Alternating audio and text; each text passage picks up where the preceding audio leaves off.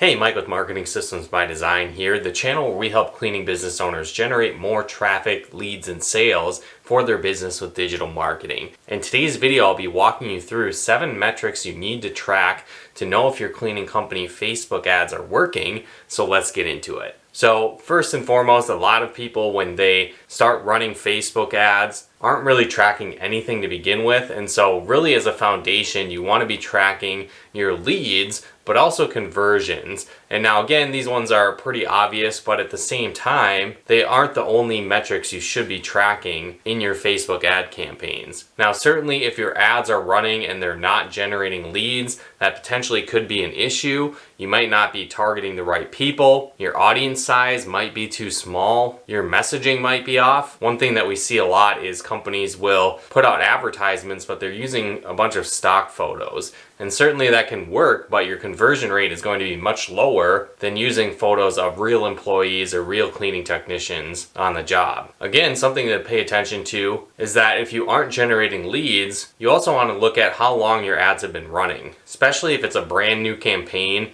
it's going to take time for Facebook to gather enough data to start getting conversions from your ads. One thing that we see a lot is that people will look at their ads on a daily basis, and that's great, but they make decisions based on a good day or a bad day versus the long-term perspective of several days or maybe a week or more. Because again, what happens is sometimes you might have a day that you maybe don't generate any leads from your ads, but then the next day you might generate several, and so it kind of evens itself out. So along with the leads themselves, you also want to pay attention to the average cost per lead and how that actually fluctuates. Because again, if your average cost per lead is staying about the same, or it's going up or it's going down, these can indicate ads that are working well, ones that aren't working, or things you might need to change. Or again, your ads might be performing just fine, you just might have had an off day or two, but then it catches up over the next couple of days. On top of that, you want to pay attention to the conversions. So again, when you generate leads through your Facebook campaigns, are you converting those leads into new customers? Now, one thing to understand with Facebook advertising as well is that not every single lead is going to lead to a new customer. I think a lot of people have improper expectations with this as well, where they think that every single lead they generate is going to be a lay down sale and is just going to be ready to hire their cleaning service immediately. And the reality is that isn't the case. Especially when you're advertising on Facebook, where there's some platforms like Google Ads, for example, where you can show your ads to people actively searching for a cleaning service. And so when people are doing that, they're usually in more of a buying mode, or they've made the decision to already hire a cleaning service. They're just deciding which one to hire. When it comes to Facebook though, you're typically targeting based on interests, and so what happens is some of these people may be actively looking for a cleaning service, while others might not be. They may never have even thought of hiring a cleaning service until they see your ad. So again, they might not be as far along in the buying process. So understand that some people are going to be just price shopping, they might be just reaching out for more information, they might not be ready to buy at this time, but how that experience goes from them requesting an estimate to getting in contact with you to the experience they have with customer service, all those things can lead to someone hiring your cleaning service or not because they had a bad experience. So again, you might generate a lot of leads, but definitely expect some no's. But just because you get several no's doesn't mean you can't have a profitable ad campaign, even with those people saying no. A lot of times you can get 1 or 2 customers and they get on a monthly package with you, and it can lead to a lot of income down the road in addition to that initial sale when they hire you for that first cleaning. So again, look at the total lifetime value of a customer as well, because again, 1 or 2 customers a month might completely pay for your ad campaign depending on how much you're spending. The next metric you want to look at is clicks. And so are people clicking on your ad? And this is very important because if they're not, there's a few things that might be wrong with your ads. Again, you might be targeting the wrong people. Your ad copy or the messaging in your ads might not be effective. Your offer might be something people aren't interested in. Typically, we find a lot of people will offer a free estimate, and in most cases that can work well, but you also might want to consider offering a discount or a special bonus cleaning, or maybe it's a free download. Again, there's a lot of different options you can do, but if it's not converting what you are offering, you might consider changing your offer to get more clicks on your ads. Also, this could have to do with the images and videos that you use in your ads. So for example, like I said, some people will just use stock photos and that can work, but typically we find when people use real photos of their staff and cleaning technicians, they get even better results and more clicks on their ads. Also, again, your audience size might be too small. A lot of times what we find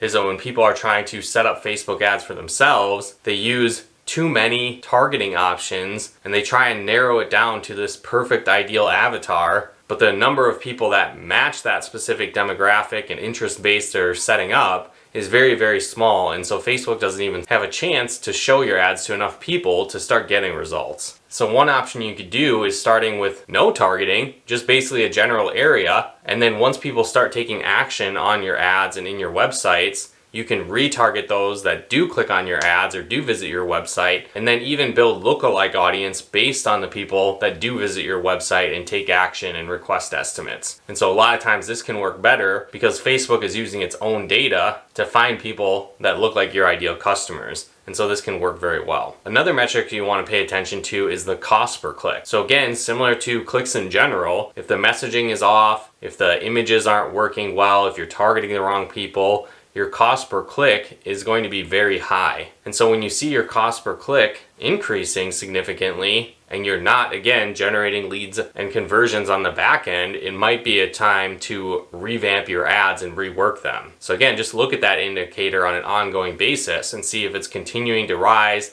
stay steady, or decline, because that could be indications that something might be off with your ads. The next metric you want to pay attention to is click-through rate. And so this works hand in hand with the cost per click. If the cost per click is really high and the click-through rate is low, meaning a lot of people that see your ad aren't actually clicking on it, that can again be an indication that you need to rework your ads or there's something you need to change. So typically you're looking for a click-through rate that's above 1% when you're targeting a cold audience that doesn't know your company before and maybe isn't even interested in a cleaning service at this time. So again, if your click-through rate is much lower than that, you might need to rework some aspects of your ads. Another metric you want to pay attention to that I think a lot of people neglect or don't even know about is landing page view percentage.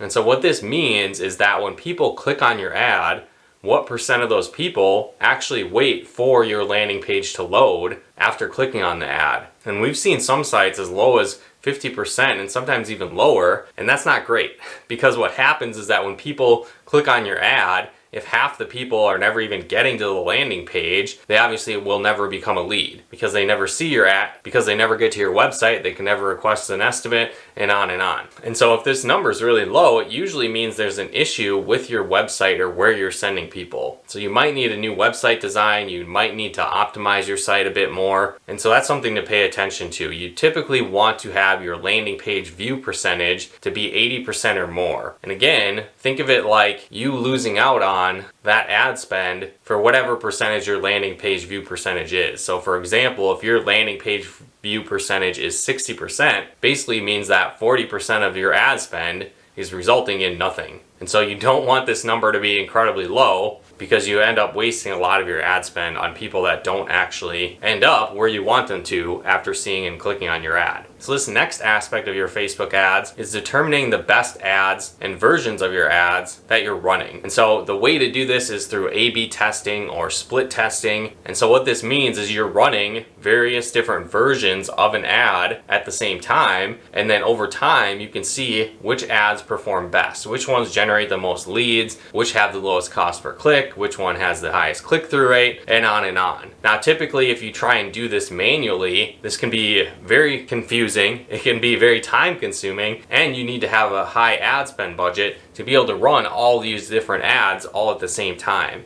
But what's really cool is Facebook has a feature called Dynamic Creative where it allows you to actually put in a bunch of different versions of various aspects of your ads, and then Facebook will continue to show these different variations and combinations to people, and they determine which ones perform the best, and then slowly over time they'll focus on just showing those ads that perform the best. And so this is a great way to gather data when you're running your Facebook ad campaign to, again, determine which are the best performing ads and then to stick with those moving forward, versus trying to manually keep track of all these different versions of your ads that are running at the same time and to manually try and optimize all this yourself. So again, implement these tracking tools and resources when you're running your Facebook ad campaigns, as it can really help you maximize your results and make the most of your ad spend. But if you guys enjoyed this video, be sure to hit that like button, as it really helps out the channel. If you haven't done so yet, be sure to subscribe and turn on the bell notifications to get the latest updates of new videos we put out to help you build a profitable cleaning business.